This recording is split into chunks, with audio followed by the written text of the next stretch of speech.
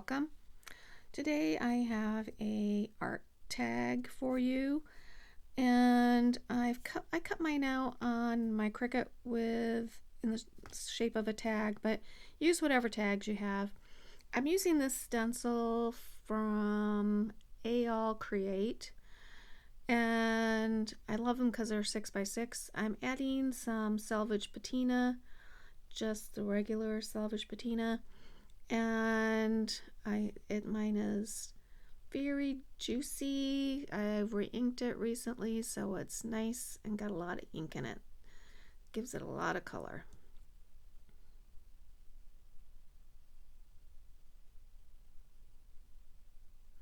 I'm going to be doing part of this in real time, but this first part I am doing a voiceover on it.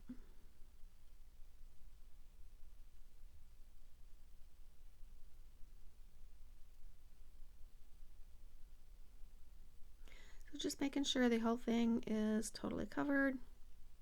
So pretty. I'm going to dry that, and then I am going to add some translucent crackle paste onto the same area.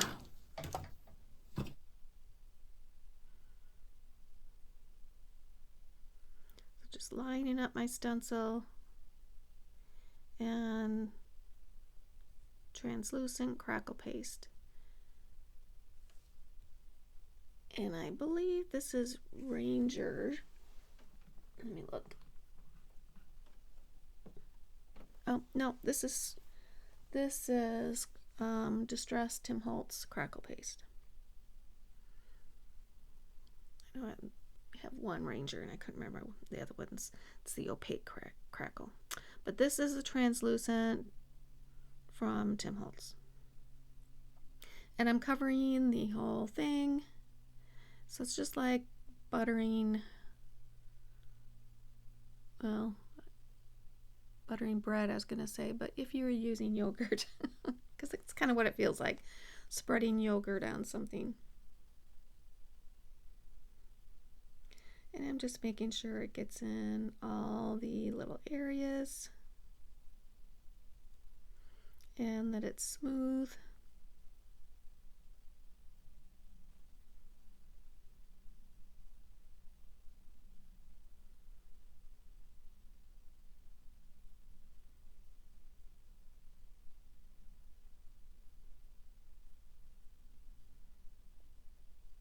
So once I get it all on, I'll set it aside to dry, and that's when I come back real time.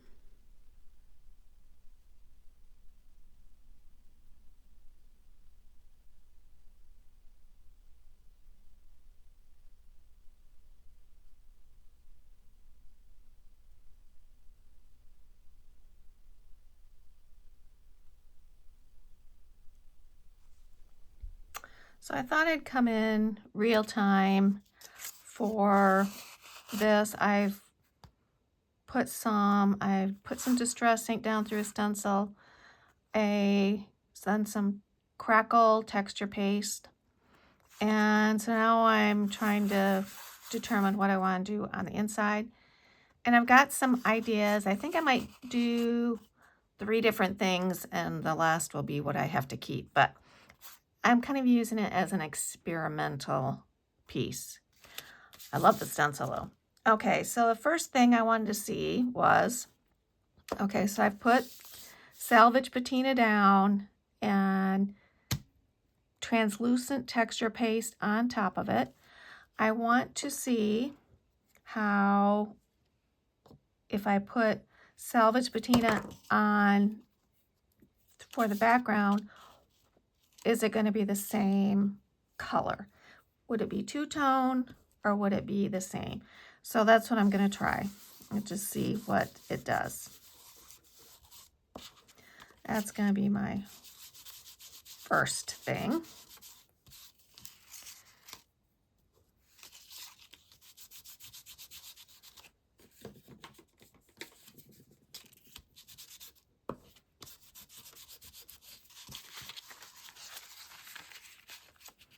There are a few areas that my texture paste got beyond the original inking, so okay. I mean, I knew you'd be able to tell the difference because one is shiny, one is not. So I think that's an interesting combo. It's definitely an option for future if you don't want a whole lot of variation, but just a little. Now I'm going to add some evergreen bough, which I have recently discovered I like, especially on top of salvage patina. So that is part 2.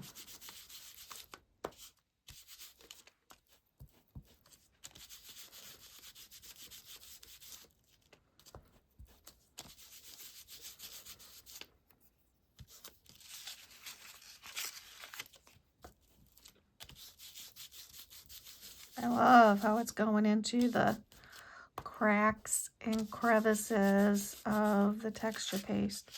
That's beautiful.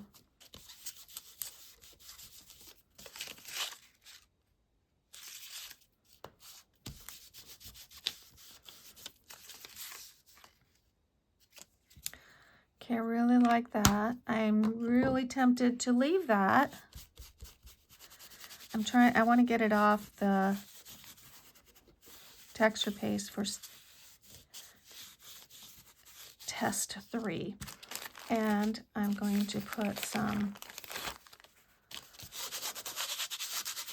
of my static off that. So I'm not sure if test 3 is even going to work, because I thought I've got fresh ink on the background. I was thinking about doing some embossing, but I wasn't sure if it was going to, yeah, see, that's what I was afraid of. It's going to stick to the whole thing. So that's not going to work.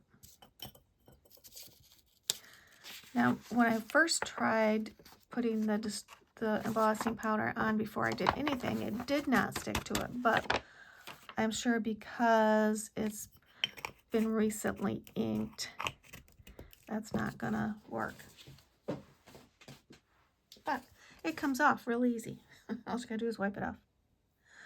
Okay, so I guess I'm not doing this, which is fine, because I really do love that. So I'm just going to continue on. Well, I'm going to add before I collage, and I'm going to turn it off to collage. Well, I'm going to turn it back to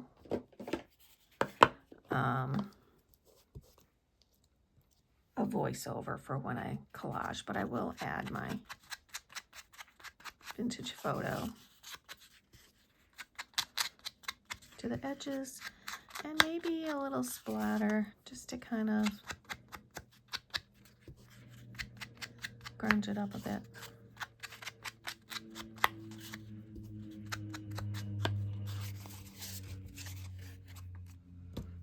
Yeah, I think I will.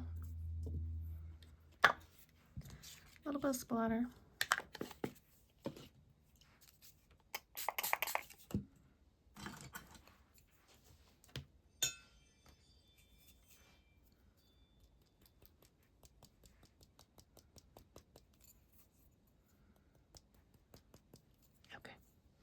That's good. And now I'm gonna dry that and start the collage process. So I'm going to turn the camera off to do that, and then I'll be back.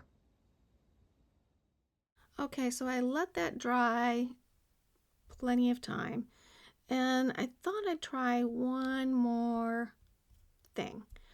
I'm taking some rusty hinge, putting it on the stencil, and then I'm gonna spritz it with water, lay it back down so that it goes in the non-texture paste portion of the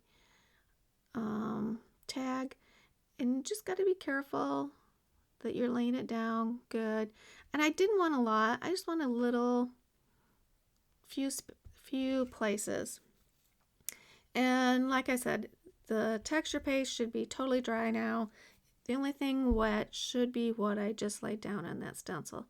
So there were a couple puddles. I'm just picking the puddles up because I don't want puddles of glaze. And so now I am just laying down onto some of the areas that just got wet. And I thought that it would look like areas of rust on the page, and I think it does look like that, especially after it is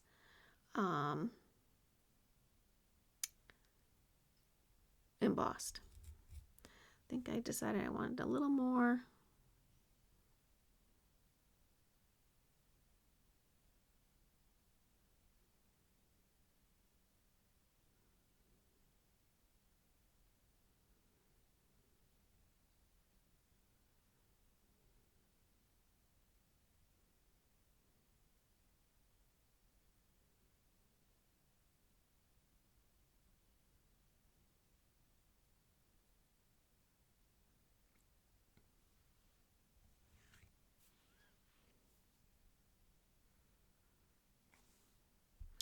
And now I'm going to heat emboss it. I guess it wasn't plugged in, so I'm plugging it in. You don't want to leave your heat tools plugged in because I don't know, maybe I'm old school, but I always think anything heating can cause a fire. I did get a new rubber tipped, what are those called? Tweezers. And so that I can keep my hand a little farther away. I had some of those hot hands from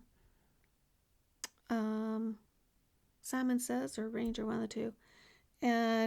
But they're just really too hard for me to pinch. They're pretty hard. So these are easy and keeps my hand far away so I don't get it too hot. Okay, so that's embossed.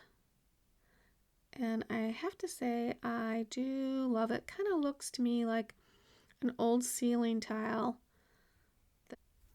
that's really rusted up over the years. So now I'm getting ready to collage.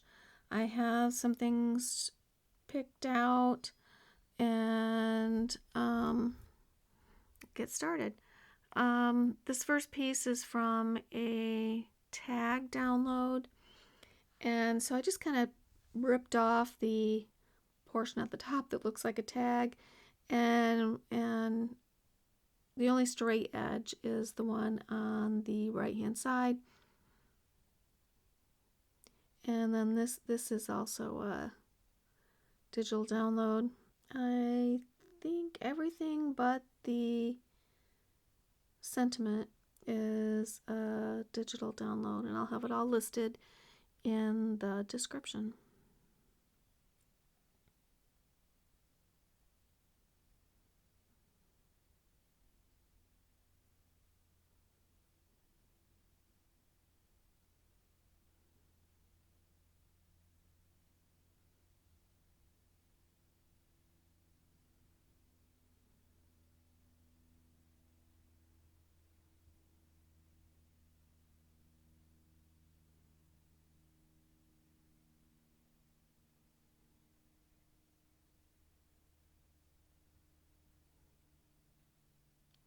And I really should have stamped that before I stuck it on. But I didn't think about it until I got it on there. I'm actually going to do 2 stickers. The first one I do is on the top of that first tag that went down, the ripped up tag, and I use a little seal kind of like from the same stamp set. And then I use the ticket one from the same stamp set. I'm using StazOn black ink. and it says stick it.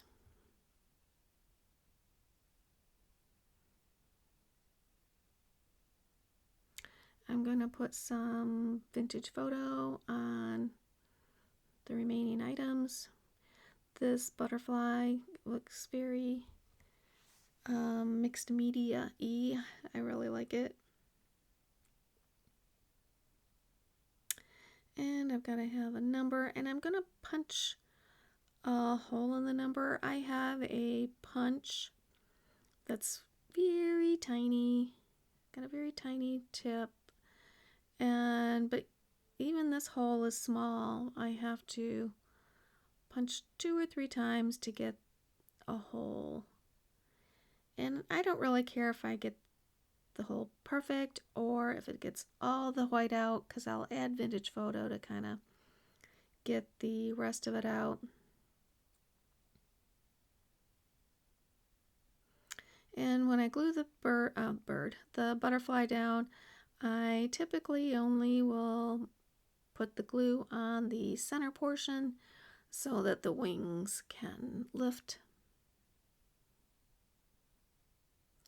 And of course, a couple numbers.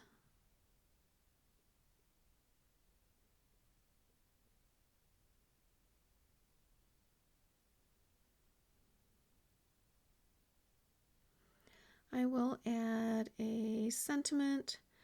This one is from the Small Talk sticker book from Tim Holtz, and I choose one that says do more than exist.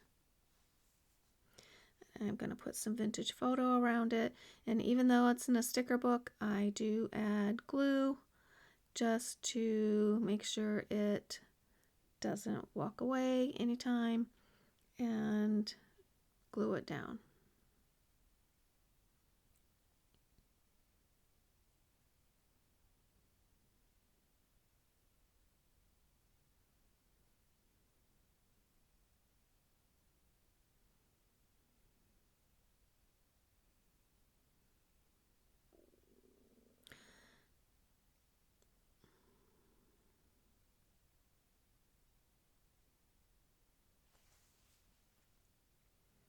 The last thing I'm going to do is add a ribbon. I use that seam binding ribbon. It's in my Amazon cart in the description.